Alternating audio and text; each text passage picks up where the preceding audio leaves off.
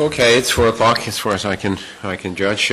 Welcome all of you, those of you who are in the room, those of you who are watching wherever you happen to be, and those of you who are listening in. It's time to go through the monetary policy update, December 2010, and explain where we stand when it comes to Swedish monetary policy. Those of us who are here, Per Jansson, head of the Monetary Policy Department, and myself, Stefan Ingves.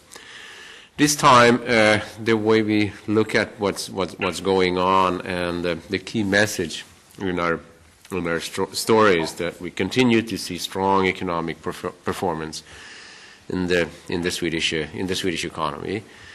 This is presently due to a number of different factors. One issue is that global trade is actually roughly back to where it was before global trade fell dramatically. This affects us in a very positive way when it comes to exports. Domestic demand has continued at a pretty good pace. That's also because we don't have the same difficulties that some other countries have when it comes to public sector debt, and we haven't had the same sort of banking issues either that many others have had. And this has created an environment where generally performance is good, and the economy has bounced back very quickly, much more so actually than perhaps many expected when we were at the trough. In this environment, then, this creates a need for us to start raising the policy rate, and that we have done this time by 1/4 percentage point.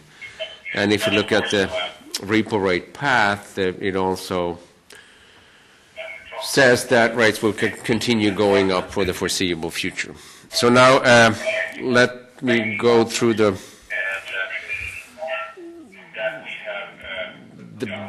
background for this, the way we look at it. First of all, if you look at the growth rates, and here we have the growth rates going back to the 1970s. As you can see here, we are presently at record growth.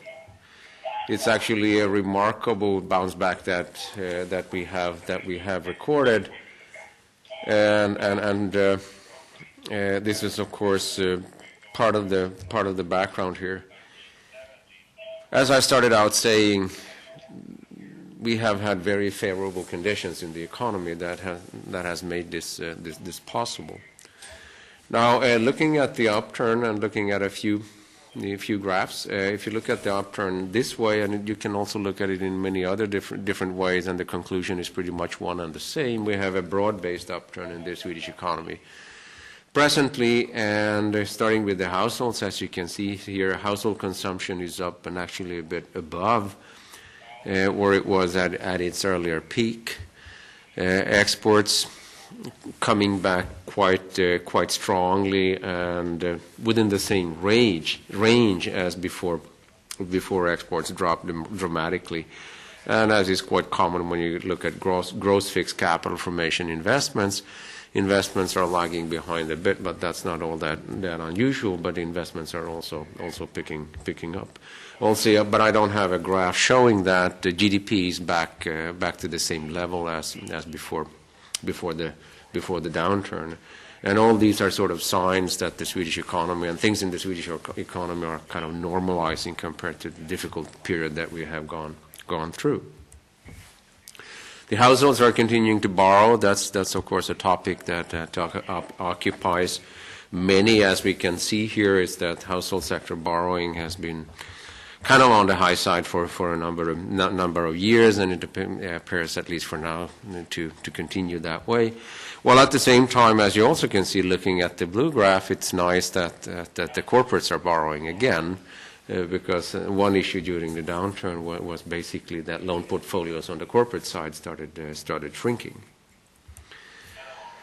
Everything that's happening in the Swedish economy also happens against the backdrop of what's going on in other parts of the world. And one way of illustrating one of the uncertainties that many are dealing with presently is the fiscal situation in Southern Europe. And as you can see here, if you look at the interest rate spread between Portugal, Spain, Greece, and Ireland relative to Germany, this is quite an issue, and it's an issue which is hotly debated. It creates uncertainty throughout Europe.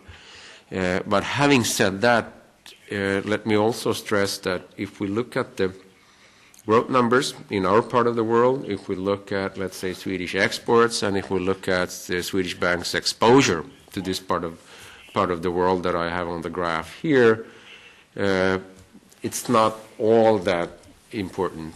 And that creates a very favorable environment for us, because what is going on here affects us. It doesn't affect us that much, and it affects us on a large scale first if there will be indirect effects coming sort of through the rest of Europe in one form or the other. But in our main scenario, given the various mechanisms that are in place in Europe to deal with these issues, including what the IMF can do, we don't think that is a major event is that likely. But having said that, of course, the countries involved are going to have to struggle with this for many years to come, quite similarly to what we had to do in the 90s. But it's not there's uncertainty there, but it's not a factor that sort of dominates when it comes to thinking about economic developments in Sweden and thinking about Swedish monetary policy. Growth in the world is unevenly spread. Looking at the BRIC countries, you can see that they're up around 8%. And at the other end of the spectrum, you have the euro area at around 2%. And of course, this creates all sorts of tensions in the global economy. But what is important here, though, is that all these graphs show that we're not talking about a double dip anymore.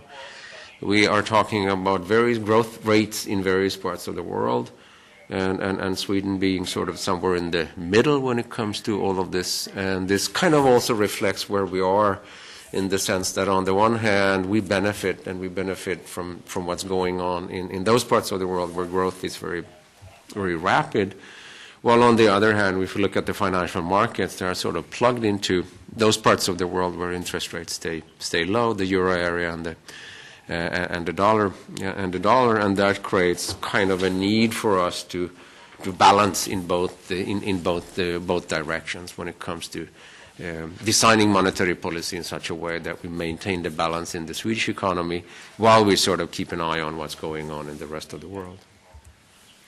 Looking at the Swedish economy now, if you look at the indicators, they continue to suggest high growth. These are just two examples. There are also other ones that look quite similar. The confidence indicators, both in the business sector and in the household sector, are very high, and highest in the past 10 years, and that's also an indication that people look quite favorably at economic developments going forward. And then translating this into growth numbers, as you can see here, growth has come in higher than we expected in October. And this year we expect growth to be around 5.5, 4.4 next year, and then sort of gradually going down towards numbers in the range between 2 to 3%. And broadly speaking, in growth terms, rather than actually talking about quite favorable growth numbers for the foreseeable future. And this then translates into strong development in the labor market. Also, this time we have adjusted down our forecast. This time it bottoms out at around 6.5, which means that now the numbers kind of begin to look like what we are used to looking at when it comes to at least labor market developments in the past 10 years. And this is, of course, also a very good development that this is eventually what happened. And when all of this in turn is translated into inflation numbers, what we see here is an inflation rate gradually moving towards our target of 2%. And if you look at the CPI, which includes interest rate increases, then we end up slightly above 2%. Now, in the near future, the inflation has been going up a bit. That's mainly because of food prices raw materials and high electricity prices presently. But at the same time, wage increases are coming in quite low because that's the way they were negotiated. And productivity has also developed very, very favorably. And that means that as far as we can judge, the inflation rate in the course of next year, in the beginning at least of the year, will drop a bit. But then, given the strong demand that we have in the Swedish economy in various forms, eventually this will build up pressures in the economy in such a way that the inflation rate gradually will move up towards our 2% target. And translating this then into monetary policy, this is what the repo rate path looks like. As you can see here, it's the same, roughly the same path that we published in the monetary policy report, which says then that the policy rate will continue going up for the foreseeable future. Because if that were not to be the case, then we would end up having a problem with our inflation target. It's a gradual process, and it can be gradual because we are coming from a situation where there's been plenty of available resources in the economy, but now during this period that we are looking at, we actually accept resource utilization to be back to normal, or even towards the end of the period, slightly above normal. But having said that, as you know, you can come up with all sorts of estimates when it comes to output gaps. So it's not a simple number that tells the full story. But all in all, summarizing, there's a strong economic performance in the Swedish economy, and it will stay that way for the coming 2 to 3 years. And in order to ensure that we have that this happens in a stable inflationary environment, it was time to raise the policy rate this time. And as far as we can judge, looking at the repo rate path, it will continue to be that way for the coming years.